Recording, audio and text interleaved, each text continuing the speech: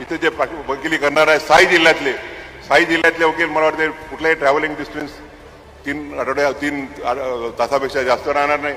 खरं म्हणजे आता अजितदादा नाही आहे तिथे, नाही तुम्ही त्यांच्या उपस्थितीत मुख्यमंत्र्यांना विनंती करणार होतो की तुम्ही आता सगळे हा एक्सप्रेसवे तो एक्सप्रेसवे बांधा, एक कोल्हापूर ते पुणे एक्सप्रेसवे बांधून टाका, एक बारामती ते कोल्हापूर बांधून टाका, म्हणजे पुणे कोल्हापूरला अटॅच करता येईल.